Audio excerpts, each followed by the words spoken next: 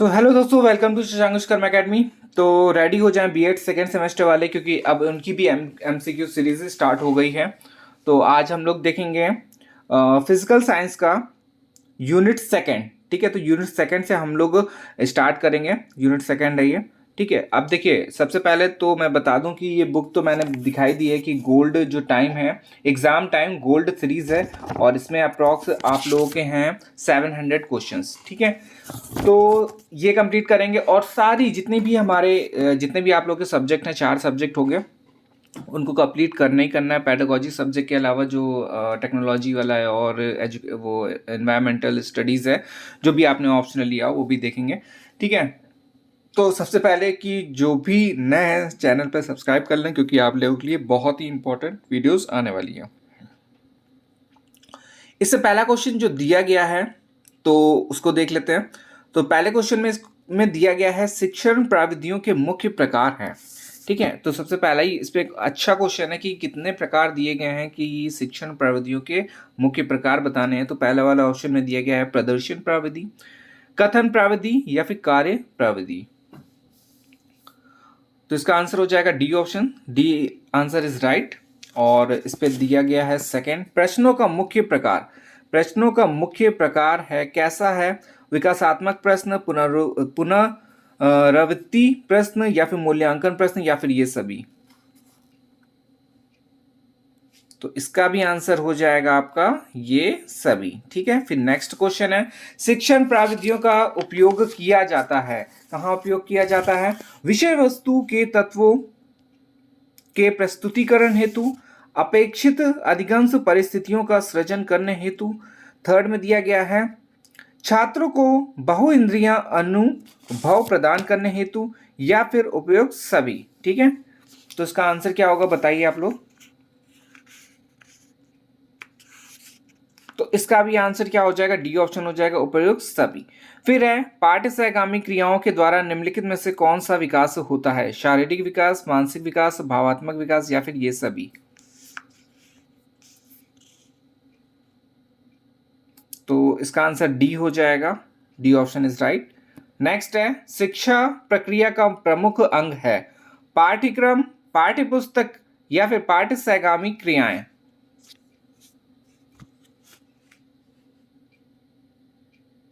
तो ये तीनों ऑप्शन सही हैं, डी ऑप्शन इसका सही हो जाएगा। देखिए, ये नोट डाउन भी करते रहिएगा, आपके पॉइंट्स ये सिंगल लाइन वाले जो क्वेश्चंस बनते हैं ना, इसी से बन जाएंगे आपके। बाकी एमसीक्यू तो तैयारी हो ही रहे इससे। ठीक है, फिर इसके बाद दिया गया पाठ्य सहगामी क्रियाओं का उद्देश्य है। क्या उद्देश्य है? कि छात्रों को स्वशासन का अनुभव प्रदान करना, या फिर छात्रों का सर्वांगीण विकास करना, अवकाश का सदुपयोग करना, या फिर ये सभी।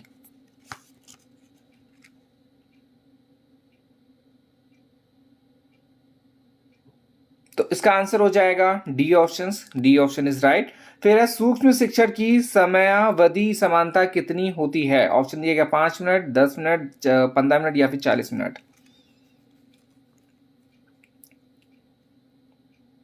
तो इसका आंसर हो जाएगा बी ऑप्शन, 10 मिनट। फिर है पाठ योजना का मुख्य पक्ष है अदा है, प्रदा है, प्रक्रिया या फिर ये सभी।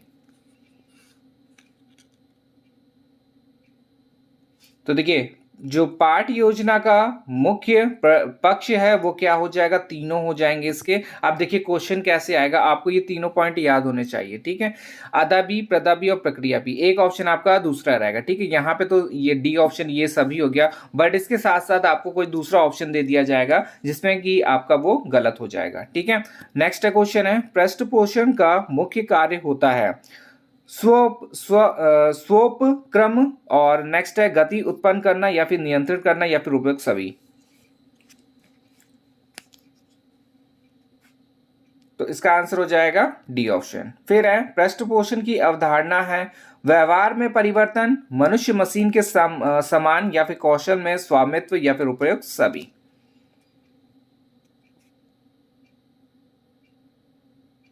तो इसका भी आंसर क्या हो जाएगा? D option. ठीक है, तो देखिए डी ऑप्शन ज्यादातर में आपको मिल जाएगा। क्यों मिल जाएगा? क्योंकि इस पे ये क्या है, ये आपको पॉइंट दिए गए पहले से ही। ठीक है, बट चौथा वाला ऑप्शन डी इसीलिए है क्योंकि आपको ये पॉइंट्स जरूर से जरूर याद रखने हैं। जैसे कि इस पे दे दिया गया कि यही वाला क्वेश्चन देखिए, पृष्ठ पोषण की अवधारणा है, तो क्या क्या अवधारणा दी गई कि व्यवहार में परिवर्तन हो जाएगा, मनुष्य मशीन के समान है, कौशल में स्वामित्व है। ठीक है, इसके आदर्श जो हो जाएगा वो फोर्थ ऑप्शन हो जाएगा।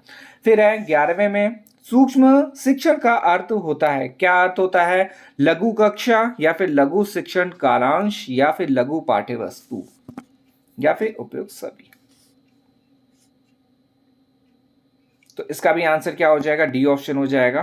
ठीक है, फिर है पाठ्यचर्या सहगामी क्रियाएं जैसे गीत, संवाद, अंत्याक्षरी, भाषण, वाद विवाद आदि में सहायक हैं। कौन सहायक होता है? तो ऑप्शन दिया गया है भाषा और साहित्य को समझने में, अधिक अंक प्राप्त करने में, समय और श्रम की बचत करने में, शिक्षक के भार को कम करने में। तो देखिए जितनी भी चीजें इस पे दी गई हैं, गीत हो गया, संवाद हो गया, अंताक्षरी हो गया, भाषण हो गया, वाद विवाद हो गया, ये सहायक किस में होती है? भाषा और साहित्य को समझने में। ठीक है, तो 12 नंबर का क्या हो जाएगा? ए ऑप्शन इसका सही है। फिर है अनुदेशन का तात्पर्य है होता है, क्या तात्पर्य होता है? शिक्षण करना या फिर सूचनाएं प्रदान करना या फिर सिखाना या फिर इनमें से कोई नहीं। तो अनुदेशन का आंसर हो जाएगा बी ऑप्शन, सूचनाएं प्रदान करना। फिर है अनुदेशात्मक प्रारूप को कहते हैं प्रशिक्षण से तकनीकी प्रणाली विश्लेषण या फिर पृष्ठपोषण सिद्धांत या फिर ये सभी। तो इसका आंसर क्या हो जाएगा? ये सभी। ठीक है, तो अनुदेशन से प्रारूप को क्या क्या बोलते हैं? प्रशिक्षण तकनीक भी बोलते हैं, तकनीकी बोलते हैं, और प्रणाली विश्लेषण भी बोलते हैं, और पृष्ठपोषण सिद्धांत भी बोलते हैं। ठीक है, नेक्स्ट है क्वेश्चन नंबर 15 और इसमें दिया गया निम्नलिखित में से कौन सी क्रिया पाठ्य सहगामी क्रिया से संबंधित नहीं है? तो नहीं है, और इस पे ऑप्शन दिया गया कृषि कार्य, भ्रमण, विज्ञान क्लब या फिर पर्यटन।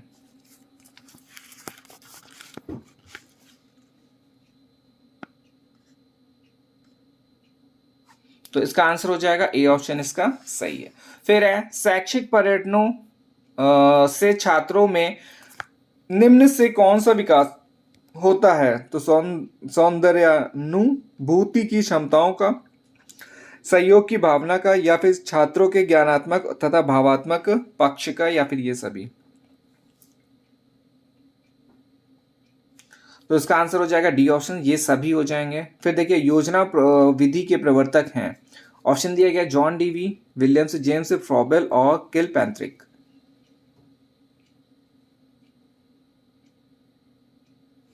तो इसका आंसर हो जाएगा 17। ठीक है, अब देखिए इसको याद कैसे करना है कि किल मतलब कि मारना हो जाएगा, तो ऐसे याद कर सकते हैं कि मारने की योजना बनाई, ठीक है, या कुछ भी कर लीजिए बट आपको याद होना चाहिए। तो मारने की योजना बनाई सबसे बेस्ट रहेगा, क्योंकि कोई भी चीज करने से पहले क्या होता है, अगर जैसे एक मर्डर करना है तो उससे पहले क्या बनती है? योजना बनेगी।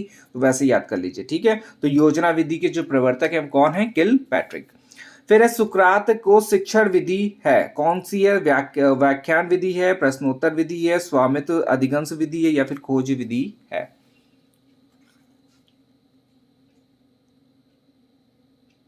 तो इसका आंसर हो जाएगा बी ऑप्शन से प्रश्नोत्तर विधि है। ठीक है, अब देखिए इसको कैसे याद करेंगे, जो मैंने प्रश्न रात में पढ़ा था वो भूल गया मैं ठीक है, ऐसे याद करना है। देखिए जो मैंने प्रश्न रात में पढ़ा था वो मैं भूल गया। ठीक है, तो ऐसे करके याद करेंगे, जल्दी याद हो जाएगा। और मेरे ख्याल से जो मैं बोल रहा हूँ जल्दी आपको भूलेंगे नहीं वो। जैसे कि मैंने पहले ही बोला कि किल लिखा है, तो किल से आपको खुद ही याद आ जाएगा योजना विधि। और यहाँ पे सुकरात आएगा तो सुकरात से जल्दी से याद आ जाएगा कि रात में मैंने जो प्रश्न पढ़ा था मैं भूल गया सुबह। ठीक है, तो ऐसे करके याद कर लीजिए। फिर देखिए 19 में क्या है? शिक्षण विधियों में महत्व दिया जाता है। पहले वाले में दिया गया उद्देश्य को, सेकंड में दिया गया पाठ्यवस्तु को, और थर्ड में दिया गया दोनों को, या फिर इनमें से कोई नहीं।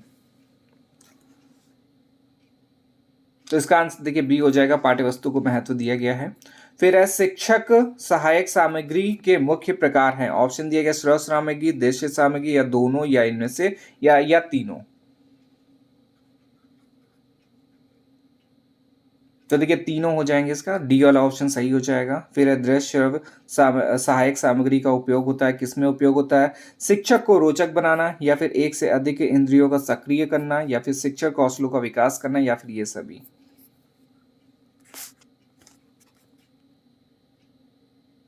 तो देखिए ये इसका भी डी हो जाएगा, डी ऑप्शन सही है, ठीक है, ये सभी होता है। फिर है श्रव्य सहायक सामग्री का उपयोग करते हैं, कब उपयोग करते हैं? शुद्ध लेखन में, या फिर शुद्ध उच्चारण में, या फिर दोनों में, या फिर इनमें से कोई नहीं। तो इसका आंसर हो जाएगा बी ऑप्शन, ठीक है, उच्चारण में करते हैं ये। फिर है दृश्य सहायक सामग्री का उपयोग करते हैं, तो शुद्ध उच्चारण में, या फिर शुद्ध पढ़ना, या फिर शुद्ध लेखन में, या इनमें से कोई नहीं।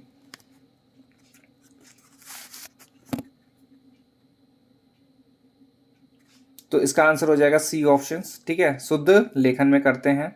फिर उसको शब्द का अर्थ क्या होता है? तो ऑप्शन दिया गया, मुझे खोजना है, भाषण देना, तथ्यों को खोजना, या फिर समस्या उत्पन्न करना। तो 24 का आंसर हो जाएगा मुझे खोजना है।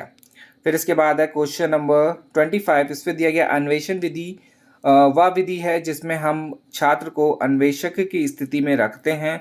यह कथन किससे संबंधित है? स्किनर से है, या फिर प्रोफेसर आर्मस्ट्रांग से है, या फिर अरस्तु से, या फिर महात्मा गांधी से है?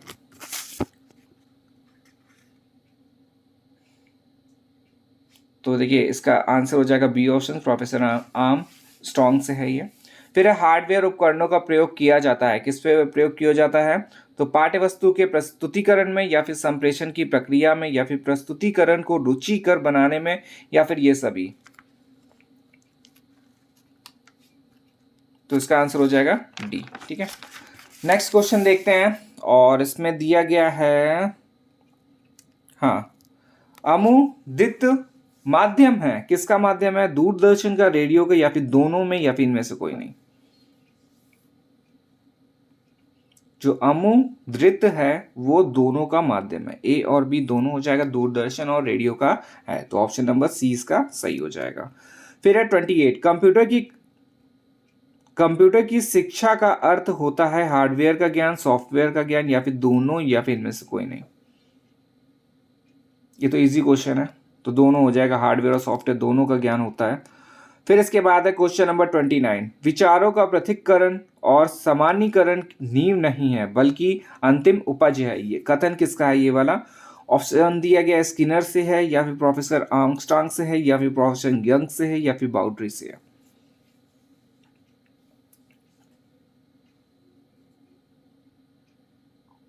तो इसका आंसर हो जाएगा 29 का सी ऑप्शन, प्रोफेसर यंग से है, ठीक है। और लास्ट क्वेश्चन है, निम्न में से कौन सी विधि छात्रों को रटने की आदत प्रदान करती है? ऑप्शन दिया गया आगमन विधि, निगमन विधि, या फिर व्याख्यान विधि, या इनमें से कोई नहीं। रटने की आदत प्रदान करती है, ठीक है, छात्रों, कौन सी विधि रटने की, छात्रों को रटने की आदत प्रदान करती है, ठीक है। तो इसका आंसर हो जाएगा बी ऑप्शन, निगमन विधि प्रदान करती है, ठीक है। तो ये हमारा पहला पार्ट कंप्लीट होता है, और ऐसे ही हम लोग आगे भी क्वेश्चंस करते रहेंगे। तो चैनल को सब्सक्राइब कर लें, और अपने अपने सब्जेक्ट बता दें कि पैडागोजी सब्जेक्ट कौन से हैं, प्लस एडिशनल आपने कौन सा लिया है, ठीक है, एनवायरनमेंट के अलावा। ठीक, चलिए मिलते हैं नेक्स्ट वीडियो में, धन्यवाद।